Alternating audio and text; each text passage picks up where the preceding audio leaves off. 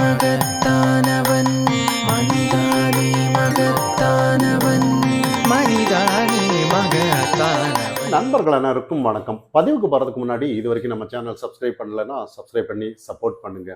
அண்ணாமலை அவர்களுக்கு ஏதாவது ஒரு பதவி கொடுக்குறாங்க அப்படின்னு சொல்லி எல்லாரும் பாஜக தொண்டர்கள் எல்லாம் எதிர்பார்த்துட்டு இருந்தாங்க.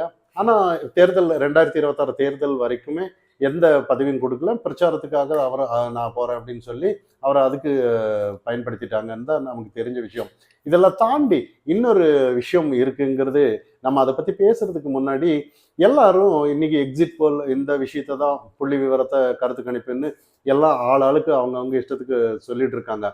இப்போ திமுகவினர் தான் எல்லாம் நிறைய திமுக தான் வரும் அப்படின்னு சொல்லி எல்லாம் கருத்து கணிப்புங்கிற பேரில் திமுகவில் முன்னிலைப்படுத்திட்டு இன்னைக்கு டிவி ஊடகங்கள்லாம் பார்க்கறத நம்ம போன பதிவிலே பேசியிருந்தோம்.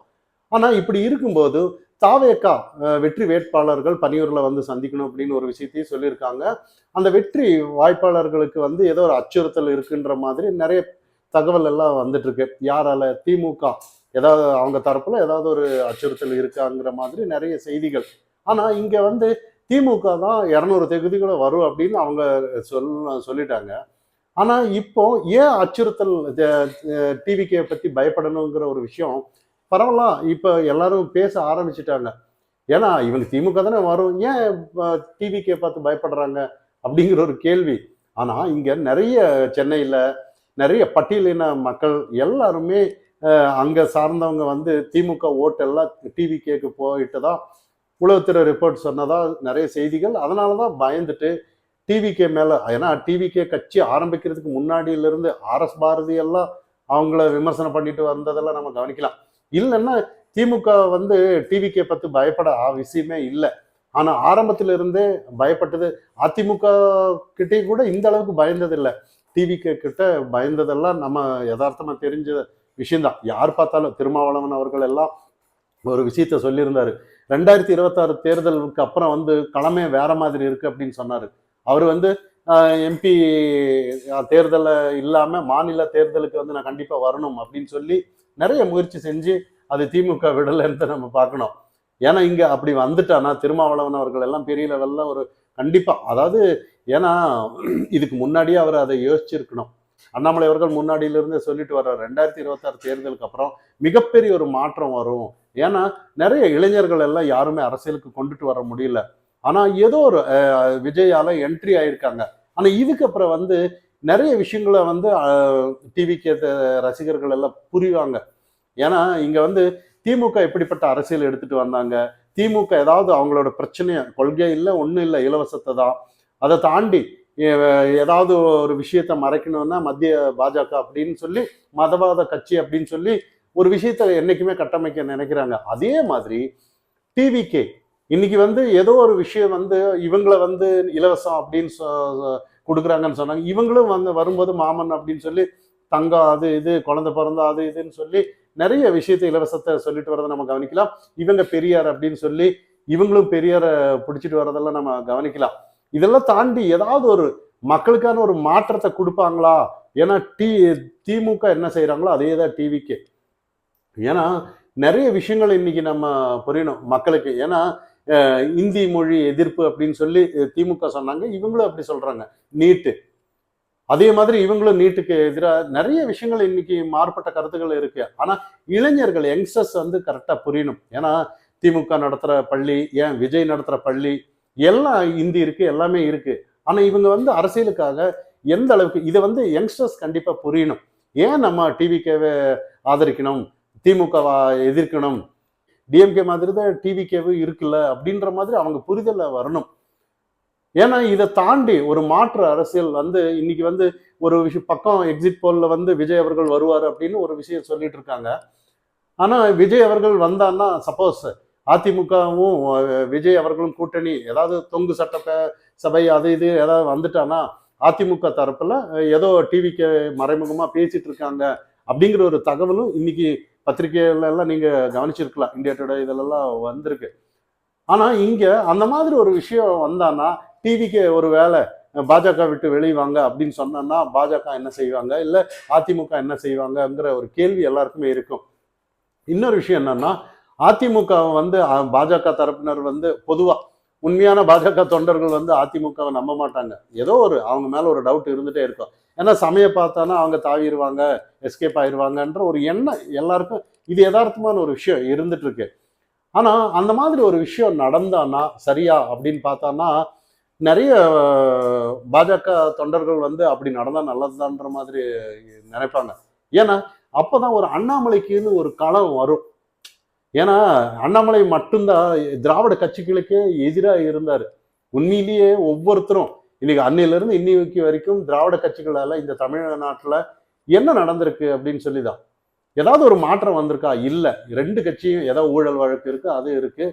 இதை தவிர ஏதோ ஒரு பெட்டர்ன்னு சொல்லலாம். அதிமுக பெட்டர்ன்னு சொல்லலாம். இவ்வளவுதானே ஒழிய ஊழல் செய்யாத கட்சி இங்க யாருமே இல்லதான்.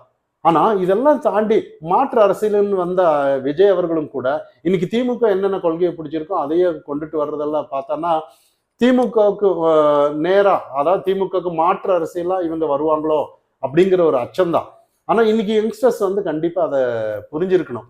திமுக வந்து என்ன கொள்கையை வந்து எடுத்தாங்களோ அதையே டிவிக்கு வரும்போது இன்னைக்கு இந்திய எதிர்ப்பு போராட்டம், நீட்டு, நிறைய மதவாத கட்சி, இவங்க மதச்சார்பற்ற கட்சி அப்படின்னு சொல்றவங்க வந்து ஏன் இவங்க வந்து ஒரு விஷயம் பாருங்க, அதாவது சிறுபான்மையினர் எல்லா கிட்ட போய் சர்ச்சில் போய் மசூதியில் போய் ஓட்டு கேட்பாங்க. அப்ப மதச்சார்பற்ற இல்லை. ஆனா இது இந்துக்கள் கிட்ட ஏதாவது ஒண்ணு, இந்துக்கள் ஏதாவது ஒரு வேற மாதிரி பேசிட்டானா இவங்க மதவாத அப்படின்னு ஒரு விஷயத்த பரப்புறது தான் எந்த மாதிரி ஒரு போக்குன்னு தெரியல. ஏன்னா மதச்சார்பற்ற அப்படின்னு ஒரு சொல்லும்போது அந்த கட்சிகள் எல்லாம் திருப்பரங்குன்ற விஷயத்துக்கு வந்து தீபம் ஏற்ற வேண்டும் அப்படின்னு சொல்லி இருக்கணும். ஆனா அந்த விஷயத்துல இவங்கெல்லாம் எதிராக இருந்து எந்த ஒரு ஆதரவும் இல்லாம இருந்துட்டு நாங்க மதச்சார்பற்ற கட்சி அப்படின்னு ஒரு விஷயத்த சொல்லும் போதுதான் இதுக்கெல்லாம் வந்து நாளைக்கு வந்து பாஜக தனித்து நின்னாலும் கூட ஒரு மாறுதலை எடுத்துட்டு வரும். காரணம் என்னன்னா அண்ணாமலை அவர்கள் இருக்கிறாரு, கரெக்டா புரிதலோட இன்னைக்கு இருக்கிற யங்ஸ்டர்ஸ்க்கு வந்து அந்த புரிதல் கண்டிப்பா கொண்டு வருவாரு. இன்னைக்கு வந்து நாம் தமிழர் ஆனாலும் சரி, இதே பாஜக யங்ஸ்டர்ஸ் ஆனாலும் சரி, இதே டிவிகே யங்ஸ்டர்ஸ் ஆனாலும் சரி, அண்ணாமலையோட பேச்சுக்கு என்னைக்குமே ஒரு மதிப்பு இருக்கு. யாரு உண்மையான கட்சி, யாரு உண்மையா மக்களுக்காக இருக்காங்க, எல்லாமே யாரு வேஷ போடுறாங்க, யாரு ஷூட்டிங் நடத்துறாங்க, எல்லாமே அண்ணாமலையால வந்து முறியடிக்கப்படும் இங்க. அதனால வந்து டிவிகே ரசிகர்கள் கூட நாளைக்கு வந்து அண்ணாமலை பின்னால வர்றதுக்கு வாய்ப்பு இருக்கு. ஆனா இது எப்படியோ விஜய் வரும்போது விஜயால யங்ஸ்டர்ஸ் வந்திருக்காங்கிறது உண்மையிலேயே சந்தோஷப்பட வேண்டிய விஷயம். நாளைக்கு ஏதாவது ஒரு அவங்க வந்து பார்க்கட்டுமே, டிவிக்கே வரட்டுமே, எல்லாருமே வரட்டுமே. யாருமே இங்க நஷ்டம் யாருக்கும் இல்லை. ஏதாவது இப்ப திமுக நல்ல கட்சி இல்லை அப்படின்னு எப்படி நம்ம மாற்று ஒரு ஒரு அவங்களுக்கு எதிராக வாக்களிச்சாங்களோ அதே மாதிரி நாளைக்கு ஏடிஎம்கே நல்லா இல்லைன்னா ஏடிஎம்கே எதிராக வாக்களிக்கணும், டிவிகே நல்லா இல்லைன்னா டிவிகேக்கு எதிராக வாக்களிக்கணும். ஏன் பாஜக வந்தாலும் கூட அவங்க நல்லா இல்லைன்னா இது ஒரு மாற்று தானே. மக்களுக்கு ஒரு தெளிவான ஒரு இந்த மாதிரி ஒரு ஒரு நிலைப்பாடு வந்தாதான் மக்களுக்கு ஒரு தெளிவான விஷயம் புரியும். ஆனா இல்லைன்னா இதை தாண்டி என்ன நடக்குதுன்னா திமுகவை என்னைக்குமே என்ன பண்ணுவாங்கன்னா ஒரு இலவசத்தை அறிவிப்பாங்க, ஏதாவது ஒன்று ஓசி பஸ்ஸும்பாங்க, இல்ல எல்லாமே ஒண்ணுதானே. இப்ப 5000 காசு கொடுக்குற, இவங்க 10,000 காசு கொடுக்குற, ஃப்ரிட்ஜ் தர்ற, இதெல்லாம் பார்க்கும்போது இதெல்லாம் தாண்டி ஏதாவது மக்களுக்கு வந்து ஏதாவது ஒரு தொலைநோக்கு பார்வையோட வளர்ச்சி, நாட்டோட வளர்ச்சி. ஏன்னா ஃபர்ஸ்ட் தமிழக அரசு எந்த அளவுக்கு கடன் சுமையில இருக்குன்னு நம்ம கவனிக்கணும். அதை பார்த்துட்டோன்னா இலவசத்தை வாங்குற அளவுக்கு நம்ம இருக்கோமா? அப்ப இதெல்லாம் நம்ம யாருமே இதெல்லாம் நம்ம பத்தி பேச மாட்டோம். இதெல்லாம் தாண்டி அண்ணாமலை அவர்கள் அடுத்தது சப்போஸ் அதிமுக டிவிக்கு எல்லாம் இருந்து இவங்க ஆட்சி அமைச்சாலும் கூட அடுத்தது அண்ணாமலை கலந்தா இங்க இது கண்டிப்பா வேற மாதிரி 2026 தேர்தலுக்கு மாறுங்கிறது தான் மத்திய பாஜக எல்லாம் ஒரு யோசிச்சிருப்பாங்களோன்னு தான். ஏன்னா அண்ணாமலை ஸ்ட்ரைட் ஃபார்வர்ட். இங்க மற்ற யாராவது ஒரு தலைவர் இருந்தாதான் பதவி கொடுத்தாருன்னா தான் பாஜகவில் அங்க ஏதோ ஒரு சமரசத்தை பார்த்துட்டு இருப்பாங்க. அண்ணாமலை கிட்ட கொடுத்தானா அப்படி அது இல்லவே இல்லை. அடுத்தது கட்சி வளர்றதை மட்டும்தான் அவர் யோசிப்பாரு. ஆனா அப்படி ஏதாவது ஒரு இவங்க தாவேக்கா கிட்ட சேர்ந்து இவங்க ஏதாவது ஒரு ஆட்சி அமைச்சு ஏதாவது ஒண்ணு பண்ணாலும் கூட கண்டிப்பா 2026 தேர்தலுக்கு அப்புறம் அண்ணாமலையோட களம் வேற மாதிரி இருக்கும். யங்ஸ்டர்ஸ் எல்லாமே பாஜக பக்கம் வர்றதுக்கு வாய்ப்பு இருக்குங்கிறதா நம்மளோட பார்வை. ஒரு பக்கம் எக்ஸிட் போல அது இதுன்னு சொல்லி ஆளாளுக்கு விட்டுட்டு இருப்பாங்க. 2 நாள் தான், 2 நாள் பொறுத்தனா எல்லாத்துக்கும் ஒரு முடிவு கிடைக்குங்கிறது தான் நம்மளோட பார்வை. மனிதானி மகத்தானவன், மனிதானி மகத்தானவன், மனிதானி மகத்தானவன்.